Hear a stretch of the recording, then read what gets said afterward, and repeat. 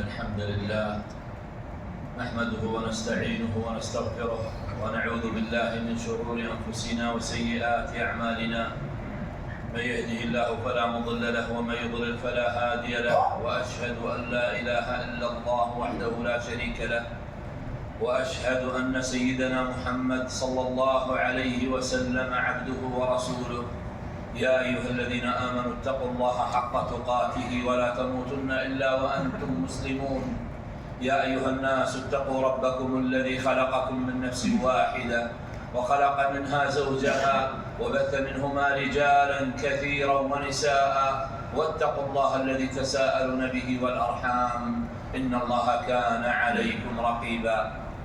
أما بعد، فيا أحبتي في الله، اعلموا أن خير الكلام كلام الله، وخير الهدي هدي نبينا محمد صلى الله عليه وسلم، وشر الأمور محدثاتها وكل محدثة في الدين بدعة. عباد الله، تحدثنا لكم في الجمعة الماضية عن فضل يوم الجمعة، وعرفنا أن له فضائل كثيرة، وعرفنا الأحاديث العظام من النبي عليه الصلاة والسلام في فضل يوم الجمعة، وأنه عيد للمسلمين ويوم اجتماعهم، به تزكو نفوسهم وبه ترق أفئدتهم وبه يجتمعون وبه يزداد إيمانهم وبه يستمعون إلى قول ربهم ويستمعون إلى كلام نبيهم صلى الله عليه وسلم من الوحي العظيم. وعرفنا أن هذا اليوم أعظم عند الله من يوم الفطر ويوم الأضحى، كما أخبر صلى الله عليه وسلم: إن سيد الأيام يوم الجمعة وهو أعظم عند الله من يوم الفطر ويوم الأضحى. وعرفنا أنه مما اختص الله به أمة النبي صلى الله عليه وسلم هذا اليوم، بل أنزل الله عز وجل سورة كاملة في القرآن تسمى سورة الجمعة، صدرها بالتسبيح: يسبح لله ما في السماوات وما في الأرض وهو العزيز الحكيم، بالفعل المضارع ليدل على الاستمرار بتسبيح الله عز وجل في ذلك اليوم العظيم وفي سائر الأيام.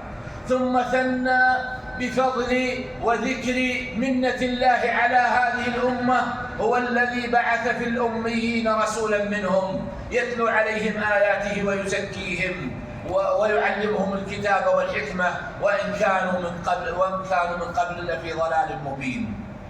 ذكر الله عز وجل منة الله على هذه الأمة بأن بعث فيهم رسولا منهم يتلو عليهم آياته. هذا الرسول العظيم صلى الله عليه وسلم قال الله عز وجل: ذلك الفضل من الله.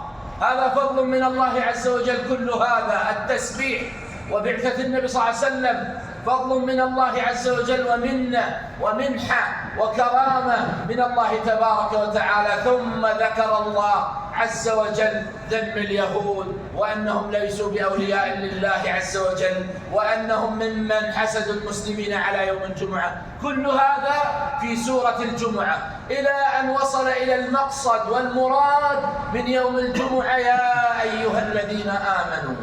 نعم، ليزداد الإيمان ولتسكن النفس في يوم الجمعة، ولتتطيب ولتتطهر الأجساد ولتلبس أحسن الثياب ولتتجمل. يعظمون ذلك اليوم، يقدمون إلى الجمعة، يستمعون إلى الخطبة وإلى الصلاة، ثم ينصرفون وقد غفرت ذنوبهم وغسلت عيوبهم وتطهرت أجسادهم، كما أخبر صلى الله عليه وسلم: والجمعة إلى الجمعة كفارة لما بينها. أيها الحبيب، إذا أردت أن تحصل على الأجور العظيمة والفضل الكبير، عليك أن تحرص على الآداب، فعل الواجبات والسنن وترك المحرمات في الجمعة. كل أجر الجمعة محصور بفعل ماذا؟ ما قال صلى الله عليه وسلم: بفعل آدابها، فعل واجباتها، ترك منهياتها. فما هي واجبات الجمعة وما مستحباتها؟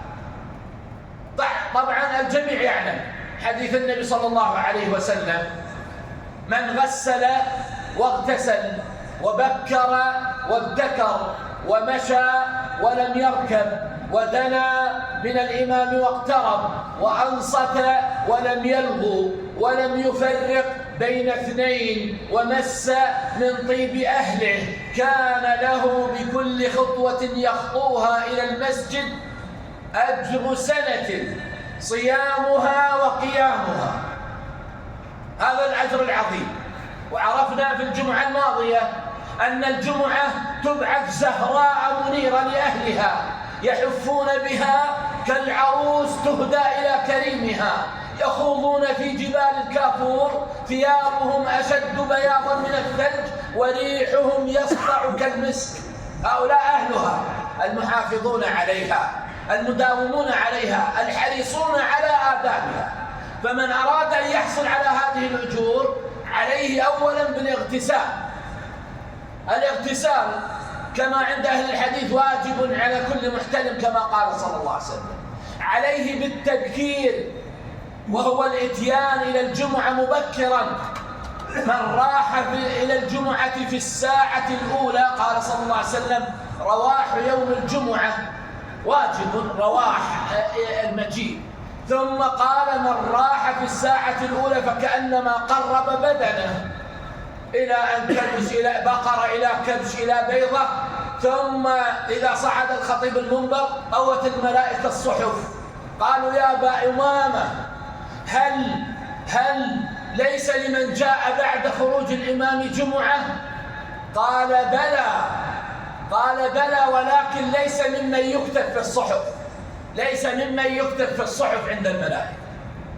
فالغسل والتبكير ثم الإنصات واجب، حتى قال صلى الله عليه وسلم إذا قلت لصاحبك يوم الجمعة والإمام يخطب أنصت فقد لغوت. ما معنى لغوت؟ حبط أجر الجمعة، أثمت، بطل ثوابها. هذا من الواجبات. إذن الإنصات. قسم من العلماء يقولون من غسل واغتسل، من شرطية يعني لا يحصل على أجر كل خطوة إلى المسجد سنة الصيام والقيام إلا أن يتحصل ويفعل هذه الآداب. من غسل واغتسل وبكر وابتكر ومشى ولم يركب ودنا من الإمام واقترب. الدنو مستحب. قال صلى الله عليه وسلم ادنوا مني وليأتم بكم من خلفكم ولا يزال أقوام يتأخرون حتى يؤخرهم الله عز وجل. أين يؤخرهم؟ ما معنى يؤخرهم؟ قالوا يؤخرهم عن كل الطاعات، وقالوا يؤخرهم عن دخول الجنة، وقالوا يؤخرهم عن فضله والثواب، وقالوا يؤخرهم عن إدراك العلم. كل هذه المعاني كلها من حديث حتى يؤخرهم الله عز وجل.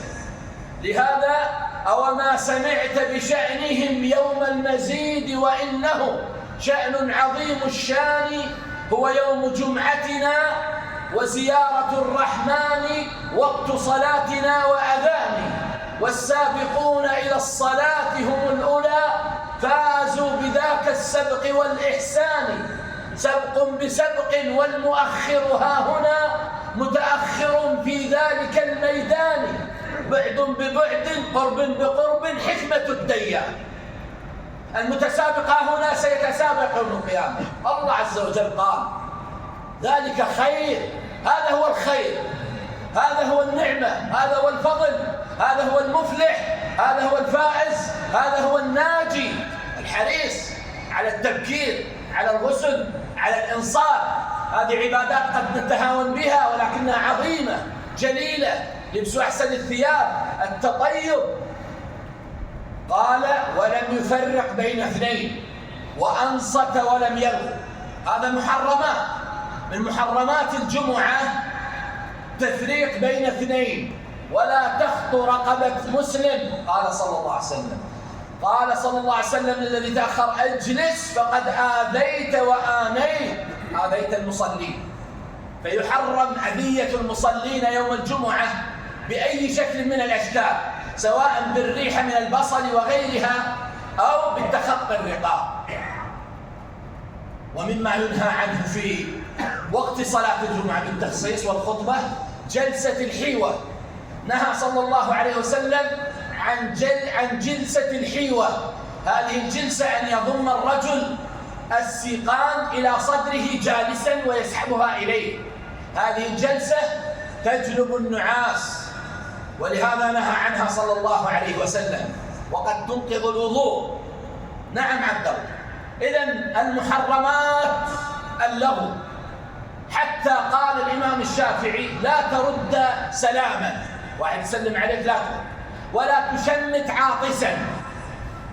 هكذا يا أخواني تعظيم الجمعة. النبي صلى الله عليه وسلم عظمه وشرفه صلى الله عليه وسلم، وكان من هديه أنه يسمع القرآن ويقرأ من قاف على المنبر صلى الله عليه وسلم. أقول قولي هذا واستغفر الله لي ولكم. استغفر الله.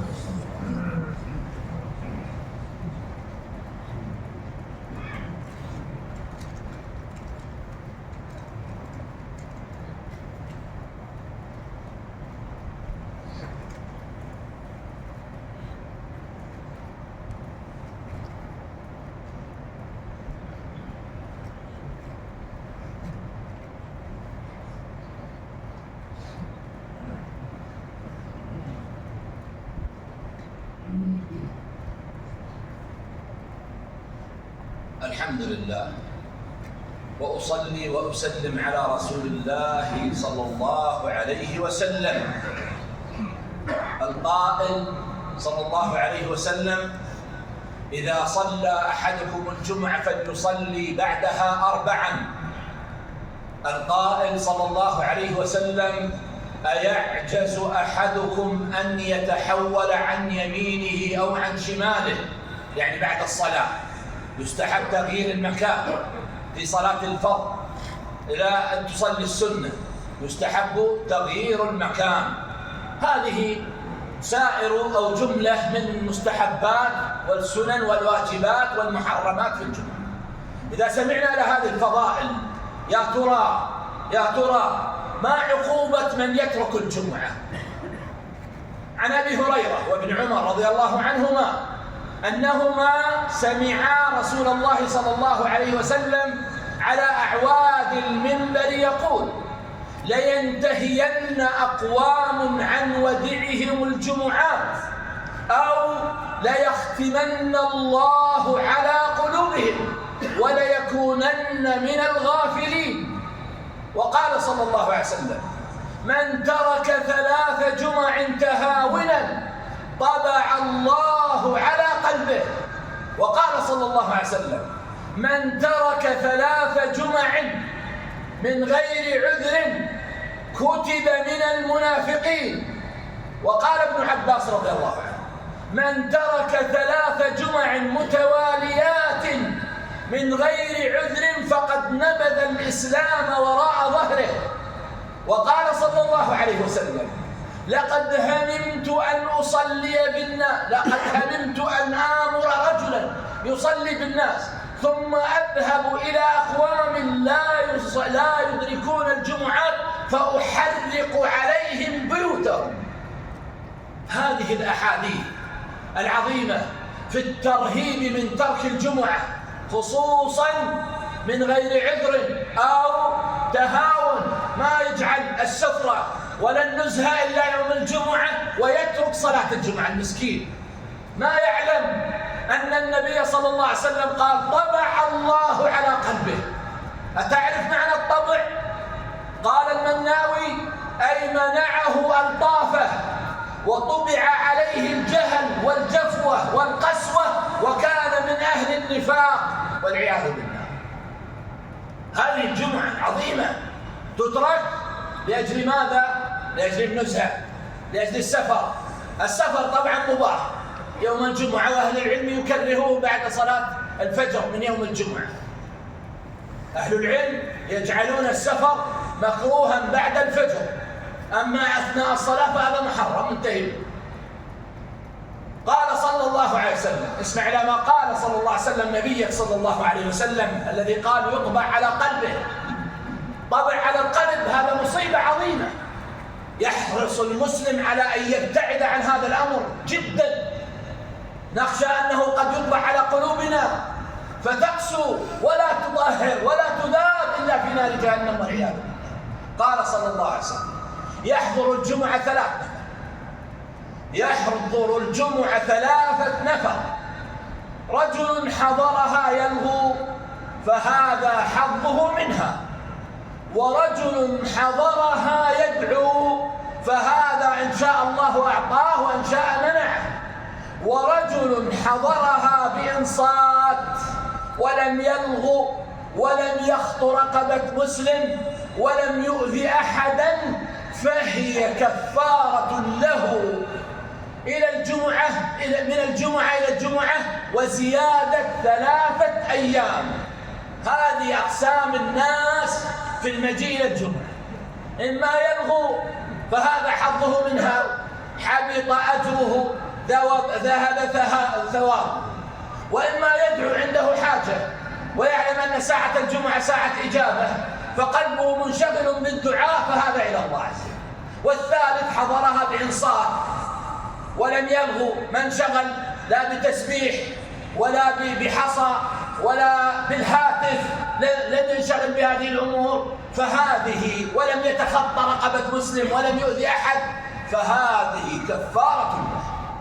قال ابن رجب كانوا إذا انصرفوا من يوم الجمعة ومن حر الجمعة يتذكرون انصراف الناس إما إلى الجنة وإما إلى النار، لأنه في يوم الجمعة تقوم الساعة.